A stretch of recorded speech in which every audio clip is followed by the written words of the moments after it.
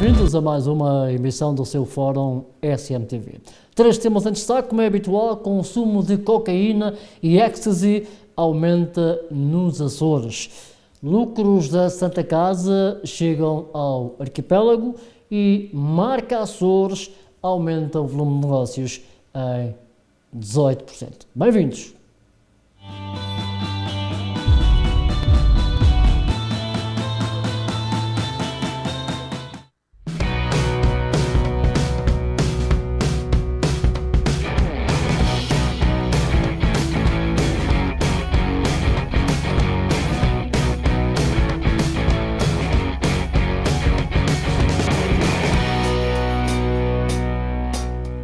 Temas para o nosso comentador, Nuno Betancourt. Porquê o consumo de cocaína e ecstasy está a aumentar nos Açores? Boa tarde, Marco. As razões, enfim, não estão identificadas, portanto, isto resulta, aliás, queria começar por dizer que isto resulta de um estudo que foi feito em 2016 e 2017 pelo SICAD, portanto, que é o Serviço de Intervenção dos Comportamentos Aditivos e de Dependências, e que detectou precisamente, com base em entrevistas, portanto, no inquérito, detectou estes números que não são nada de facto positivos para os Açores. Aqui os Açores de facto primam pela negativa, com um aumento muito significativo do consumo de drogas. Bom, as razões eu não sei, nem me compete a mim saber, obviamente, mas eu penso que a nota importante aqui é, primeiro, reconhecer que esse é um dado bastante alarmante e, obviamente, as entidades que existem, desde logo o Governo e todas as entidades públicas e não apenas públicas, portanto, devem reconhecer, em primeiro lugar, essa circunstância, essa realidade, e, sobretudo, esta dinâmica. Portanto, o número está a crescer, o que significa que, se nada for feito, em princípio, este número continuará a crescer. E, é um flagelo, não é? É um flagelo, obviamente. Não é, deixe-me dizer, não é nada que me espante, porque basta nós andarmos na rua, basta nós termos contacto com as pessoas. Enfim, eu sou advogado, tenho o contacto direto com os tribunais e com a realidade. E a realidade dos tribunais na área crime revela precisamente essa realidade, de que o consumo e o tráfico de droga, sobretudo o tráfico de droga, são crimes com uma enorme prevalência aqui nos Açores, e a reincidência aqui é de facto muito grande, mas não há tráfico sem consumo. Portanto, Claro. Se as pessoas traficam e fazem disso um negócio, é porque o negócio funciona, e por isso é que as pessoas estão no negócio. E se o negócio funciona é porque há consumidores, há pessoas que compram. E portanto, queria dizer que não me admira, e eu penso que todas as pessoas, talvez as menos atentas, é que estejam surpreendidas, mas o facto é que o consumo de droga tem aumentado e, enfim, agora há aqui várias leituras, nomeadamente, estamos aqui a falar de drogas diferentes, nomeadamente a cocaína e o ecstasy, que são drogas pesadas, são drogas que já não estão num patamar, por exemplo, da cannabis. Depois há aqui também dados que têm que ver com as idades ou as faixas etárias onde elas têm tido um aumento, e nos Açores, infelizmente, tem um largo espectro, desde os 15 aos 74 anos, portanto, é todo o âmbito do inquérito, todas as faixas etárias ficaram abrangidas por essa prevalência, e de facto os Açores estão no pódio, digamos assim, desses dados, que são muito recentes, portanto é uma estatística do ano passado, e portanto, no fundo, o que é preciso é ter uma estratégia, Mas uma isso abordagem. tem alguma coisa a ver com pobreza, tem alguma coisa a ver com desemprego, enfim, Marco, uma região tão pequenina? A minha sensibilidade é de que não tem. Não tem apenas que ver com a pobreza, porque quando tem que ver com a pobreza, eu diria que se terá ou não que ver mais com a exclusão, ou seja, com as pessoas que estão desempregadas, que não têm atividade, não têm uma ocupação, sim, obviamente, mas essa é uma razão histórica e que vem de trás. Mas há também hábitos, enfim, de pessoas que têm os seus empregos e que têm as suas vidas, diria que normais, que são consumidores, por exemplo, de cannabis, e portanto eu diria que há aqui um conjunto diversificado de consumidores e de consumos. e as estratégias devem ser, obviamente, adaptadas a esses vários tipos de consumos. O que aqui é grave, obviamente que o consumo de drogas é sempre grave, não há desculpa, pelo menos na minha ética ou maneira de ver as coisas, elas não são ou não devem ser aceitáveis. Porque, e nesse aspecto, não há as mais graves e as menos graves, portanto, são todas de condenar. Em todo o caso, temos que reconhecer que há drogas mais pesadas do que outras, ou drogas mais leves do que outras. Há também aqui um fenómeno que se tem verificado, que é o aumento das drogas sintéticas. Está na moda, não é? Que são gravíssimas porque, enfim, não se sabe muito bem o que é que se está a consumir e muitas vezes há surpresas muito desagradáveis. Já não basta, enfim, o estado em que se fica com o consumo de uma droga normal, quanto mais se consome uma droga que afinal não é bem aquilo, é uma coisa diferente, alterada. Portanto, há de tudo portanto, enfim, para mim é uma questão muito grave que já não é de agora. A gravidade vem exatamente, ou resulta exatamente do facto de ela estar a aumentar. E estamos a falar aqui de números muito significativos, portanto, as entidades públicas têm que estar despertas para isso. Eu sei que estão despertas e o Governo Regional está a preparar portanto, uma abordagem, uma abordagem bastante incisiva no sentido da resolução deste problema, e eu espero que sim, portanto, vamos aguardar e ver o que é que vai acontecer, mas é de facto um assunto que tem que ser resolvido, porque senão não é só o aumento, é a dinâmica do aumento, portanto, se nada for feito, para onde estaremos a falar aqui de mais um aumento e teremos, obviamente, mais consumidores, mais pessoas sob o efeito do álcool e dependente do álcool, peço desculpa, da droga, e portanto, mais pessoas dependentes. Ora, vamos para o segundo tema. Lucros dos Jogos Santa Casa chegam aos Açores.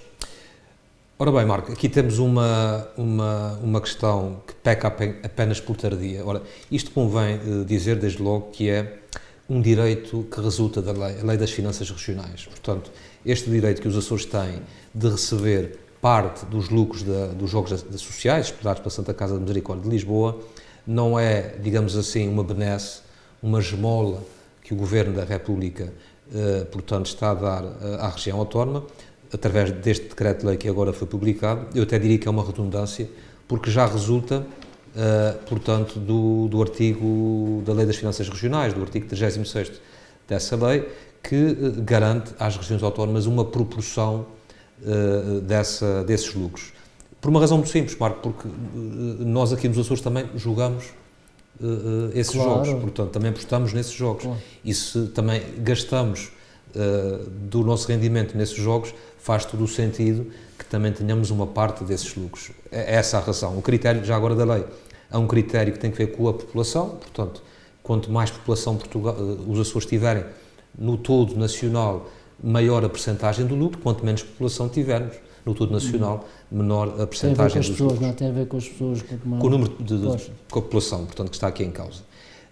Por outro lado, estamos aqui a falar de cerca de 17 milhões de euros, é muito dinheiro, numa região autónoma dos Açores como a nossa, é muito dinheiro, e por conseguinte, penso que é uma medida, como dizia eu, que vem apenas, ou que peca por tardia, porque já está prevista na lei há muito tempo. Os governos anteriores, por razões que desconheço, certamente por razões financeiras ou de prioridades, nunca, enfim, acabaram por nunca cumprir com essa disposição legal, mas o facto é que ela já existe e, no fundo, o que o Governo agora está a fazer é a cumprir, e muito bem. É que 17 milhões é muito dinheiro para os Açores. É muito dinheiro, mas temos que pensar naquelas transferências que, desde o início, nunca foram feitas. Portanto, estamos aqui a falar, seguramente, de muitas dezenas de milhões de euros. E é isso que também devemos aqui reter e portanto, tarde, mas finalmente chegou, de facto, o direito que nós tínhamos de receber a parte desses lucros. Portanto, acho que é uma medida positiva e é para ficar. Obviamente, espera-se que no ano que vem ela se mantenha portanto, que venha para ficar. Marca Açores aumenta o volume de negócios em 18%, as empresas com marca Açores. Ora bem, esta notícia, que é do final da semana passada, tem que ver com uma entrevista muito interessante da Marisa Toste, portanto, que é, neste momento, vogal do Conselho de Administração da CDEA. é uma técnica, portanto, licenciada em Biologia e Geologia, fez mais tarde um mestrado em Ecologia Insular e Evolução na Universidade dos Açores, foi desde logo uma excelente aluna e tem feito de facto um trabalho muito interessante à frente da CDEA, nomeadamente no que estamos agora aqui a falar, na promoção das marcas açorianas. E isto tem que ver exatamente com a participação dos Açores no Salão Internacional do Setor Alimentar e das Bebidas, onde cerca de 30 empresas vão estar presentes, mais concretamente 28, para, de facto, promoverem o setor agroalimentar aqui da região. Portanto, isto é bom, porquê? Porque, no fundo, os Açores estão a jogar em várias frentes, estão a apostar em várias frentes, e com o apoio muito importante do Governo, portanto, no fundo, a região está aqui a apostar não só no turismo, como já vem fazendo há algum tempo e com sucesso, mas também, e na minha opinião, de forma bastante satisfatória para as empresas, que seguramente estão muito satisfeitas com esses apoios, também no setor agroalimentar. Nós tínhamos e temos algumas atividades seculares nesta área, que têm que ver com o leite e não apenas o leite, lembra aqui o chá, portanto, e mesmo a doçaria tradicional, conservas, enfim, são tudo atividades industriais ou transformadoras que já são de há muitas dezenas de anos e, portanto, aqui o que o Governo está a fazer, no fundo, é apoiar as empresas para que, de uma forma concertada e organizada, possam estar reunidas neste salão, que, no fundo, é um ponto de encontro entre importadores portanto, e aqueles que são os fornecedores que querem vender os seus bens para exportar, onde se fazem negócios, por conseguinte, e os nossos empresários vão tentar procurar bons compradores dos seus produtos para que possam exportar. Portanto, esta estratégia também tem que ver com a exportação do nosso produto, neste caso do setor agroalimentar, e por conseguinte, penso que é uma excelente abordagem. Para dar aqui uma ideia do que é que está aqui em causa, nos últimos 3 anos, enfim, há dados que demonstram que houve um aumento de quase 20% das vendas, portanto, o que significa que a estratégia tem sido uma estratégia vencedora, e se é vencedora é para continuar. Resta-nos aqui dizer que os Açores, como são uma região muito pequenina, e estamos a falar aqui de 28 empresários, portanto, não estamos aqui a falar de 280 empresários, estamos a falar aqui de um conjunto muito pequeno de empresários, não é muito difícil nós subirmos um pouco mais esse número e iremos conseguir seguramente, porque até muito do que se tem feito não é o criar um produto novo, o que se tem feito, e aqui nesta entrevista a Marisa também faz questão de enfatizar isso, é uma estratégia muito profissional no marketing. Portanto, muitas vezes não é o produto em si, não é aquilo que a gente come depois de abrir a embalagem, é a própria embalagem, ou seja, o produto é exatamente o mesmo. Os olhos também comem. Porque ele já é bom, porque é único, é a própria embalagem. O marketing e a imagem são muito importantes. E se nós queremos competir num mercado muito competitivo, como é o mercado internacional, e então nessa área agroalimentar é seguramente um mercado muito competitivo, temos que concorrer com as mesmas armas, portanto, e aí, e nós até como consumidores, o Marco também certamente sentirá isso, nós temos visto, ou vislumbrado, de facto, grandes alterações nesse nível, nas marcas açorianas, onde se tem notado, de facto, um esforço muito grande e uma qualidade e um produto com uma apresentação muito bonita, com chama, diria eu, e isso obviamente muitas vezes nós conseguimos entrar nos mercados. Exatamente, Marco, portanto essa é a estratégia, eu penso que está perfeitamente bem delineada a estratégia, tem sentido uma dinâmica muito importante, o Governo tem sido um enorme parceiro das empresas nesse sentido. E primordial e importante. Enfim, no sentido de suportar algumas das despesas, de dar o apoio, de dar o aconselhamento, porque são pequenos empresários, são empresários que não têm dimensão para ter na sua estrutura da empresa um diretor de marketing, um diretor de imagem, porque isso tem que ver com a nossa natureza, a nossa especificidade de uma região pequena. Nós nunca poderemos ter aqui empresas grandes e, por conseguinte, temos que tentar contornar... Mas pouca gente, é impossível. Enfim, portanto, as empresas são pequeninas e temos que tentar contornar essa nossa limitação, esse nosso handicap, precisamente através, enfim, de movimentos em que nos associemos e com a ajuda do Governo, obviamente, e com a ajuda financeira também, que o Governo permite, podemos ter uma abordagem, porque o nosso produto é bom, o nosso produto é único, nós somos os primeiros a testá-lo e a confirmar precisamente isso. Portanto, o que se trata agora é de dá-lo a conhecer aos mercados internacionais, e não é preciso muito para que um ou dois compradores internacionais façam uma grande encomenda para que estes números comecem a trepar por aí acima e, portanto, tenhamos nós capacidade para conseguir responder à procura desses compradores internacionais. Eu conto agora aqui uma história muito rapidamente para dar um pouco a imagem de que às vezes a dificuldade é exatamente o contrário, ou seja, muitas vezes a limitação que nós temos é de poder satisfazer pedidos de uma cadeia internacional, por exemplo, numa quantidade mínima de produtos que eles precisam, obviamente, e nós não temos essa capacidade. Esse é muitas vezes o nosso problema. Portanto, temos que ir crescendo devagarinho e eu penso que o caminho está certo. Portanto, é uma boa notícia, sem dúvida, e é o caminho certo. Bom, mas há aqui o reverso da medalha. Há aqui muita gente que diz que, por exemplo, comprar um produto açoriano é muito mais caro e não compra porque tem coisas mais baratas. É verdade, Marco, e nós também, nós quando vamos ao supermercado, nós outra sentimos situação isso. que tem que ser revista, digo eu, não é? É assim... Se é verdade... Marco, há situações que, por exemplo, não são racionais do ponto de vista económico, como é que um pacote de leite dos Açores é mais barato em Lisboa do que aqui, não faz sentido.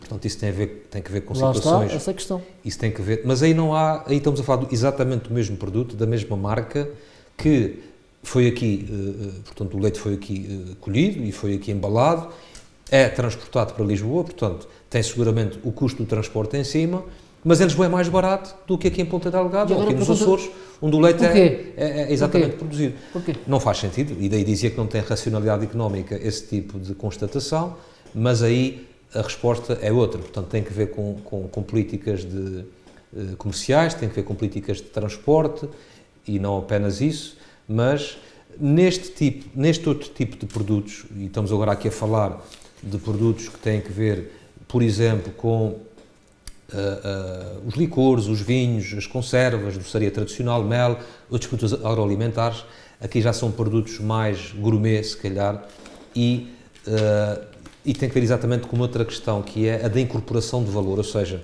eu, quando incorporo valor num produto, também tenho que pagar esse valor, portanto tenho que pagar, digamos assim, esse acrescento, e se estou a pagar esse acrescento, obviamente que o produto será mais caro.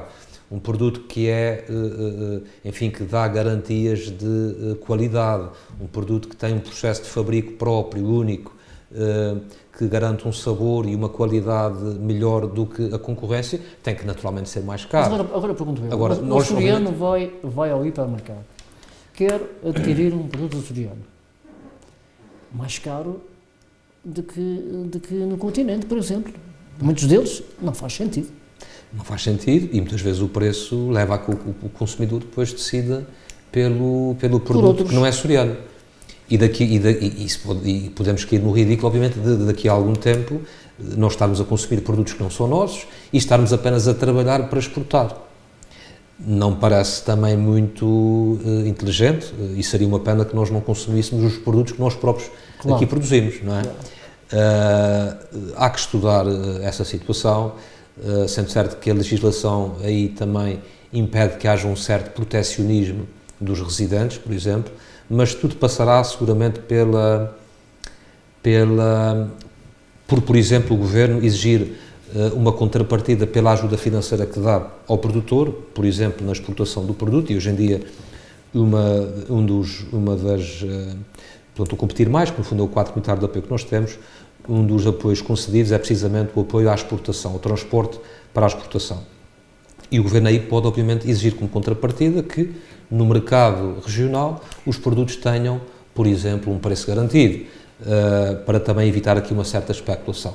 Mas, obviamente, e voltando aqui no fundo à questão inicial, se o produto em causa tem valor acrescentado, se tem imagem, se tem marketing, se tem ele próprio em si, o produto, qualidade acrescida, naturalmente que tem que custar e tem que ser mais caro do que um produto de marca branca, não é? Portanto, claro, naturalmente, portanto, isso tem que ver exatamente com, enfim, se eu quero uma coisa de melhor qualidade, tenho que pagar mais por isso, do que se comprar uma coisa de menor qualidade. Portanto, temos que andar aí no meio deste raciocínio, sendo certo que, obviamente, temos já que evitar que, no fundo, os produtos subam exponencialmente de preços. Eu estou-me a lembrar, por exemplo, falou há pouco do pacote de leite que no continente é mais barato. Aí não há discussão possível. Portanto, o leite é exatamente o mesmo, exatamente. A marca é a mesma.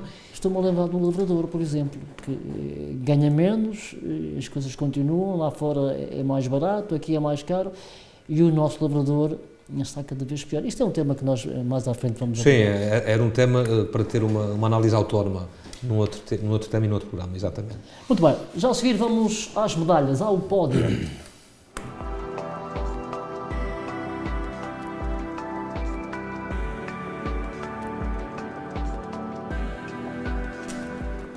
Vamos às medalhas e vamos começar por... Latão. Latão. Eu tenho sempre, Marco, a mania de trazer aqui uma de latão.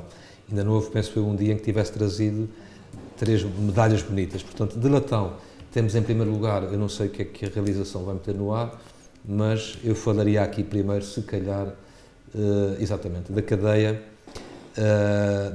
ou do estabelecimento prisional de Ponta Delgada. Já aqui falamos nesse assunto. Isto é lixo mesmo. É lixo por uma razão muito simples.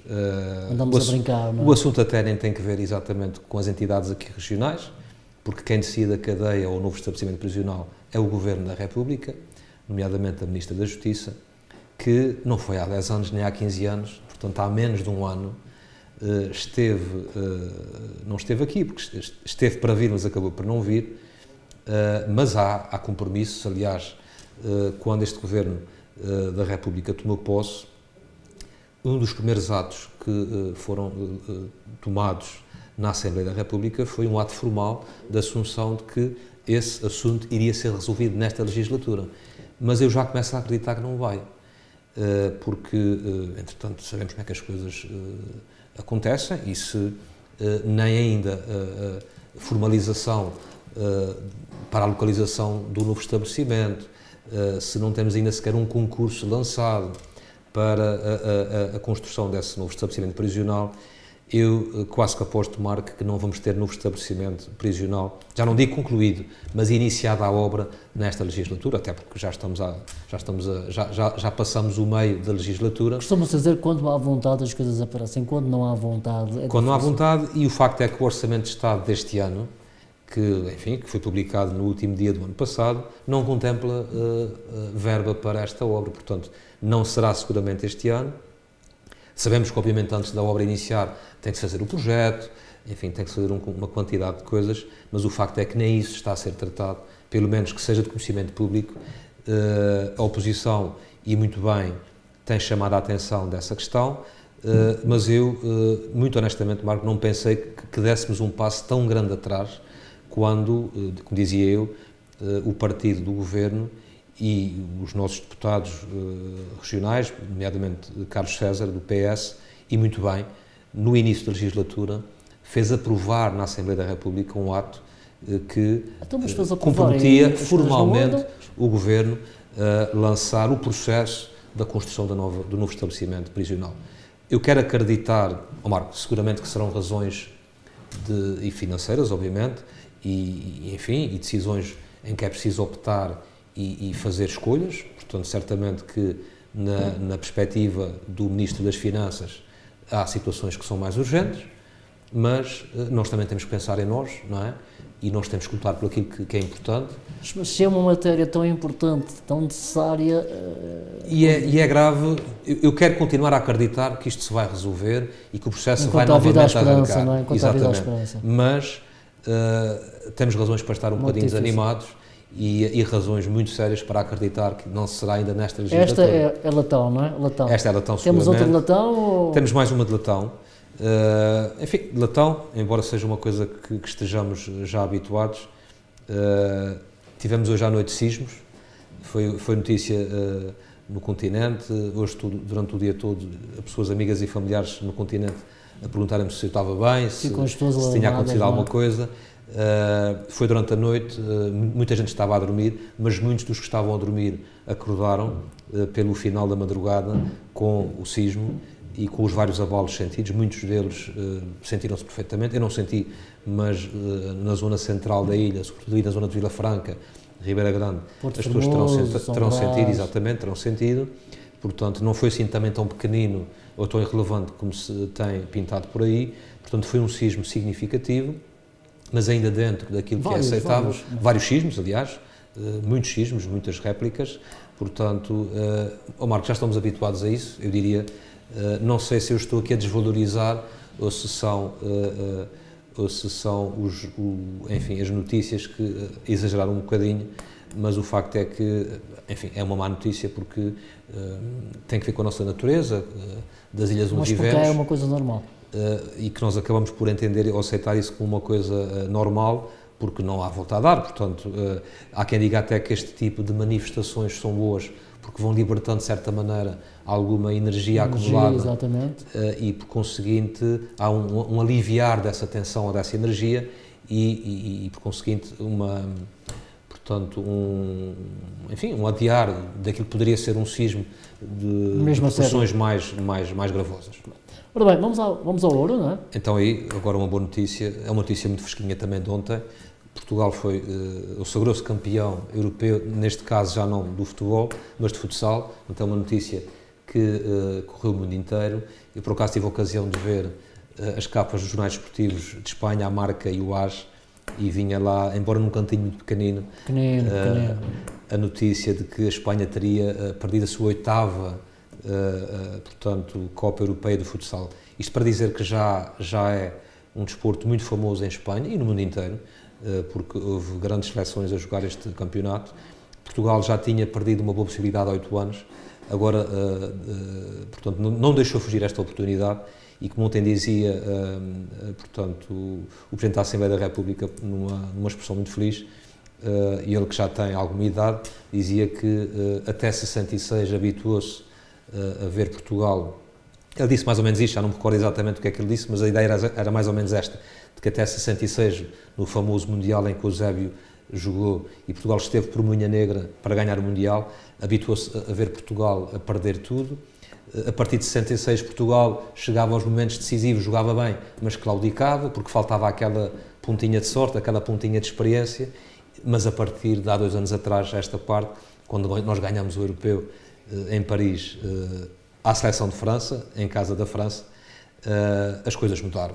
E tanto mudaram, e não terá sido um ato isolado, que passados 2 anos, noutra modalidade, nós estamos novamente a provar que nos momentos decisivos somos profissionais, e ele dizia, e é verdade, hoje em dia o desporto de alto nível é precisamente de alto nível, e como em qualquer atividade, seja no desporto, seja profissional, para ganhar, para sermos os melhores, temos que ser muito competentes, temos que trabalhar, temos que estudar, neste caso temos que treinar bastante, e os jogadores, se ganharam, seguramente é porque treinaram, é porque prepararam muito bem, porque foram rigorosos, porque se concentraram e porque estavam muito focados no seu objetivo.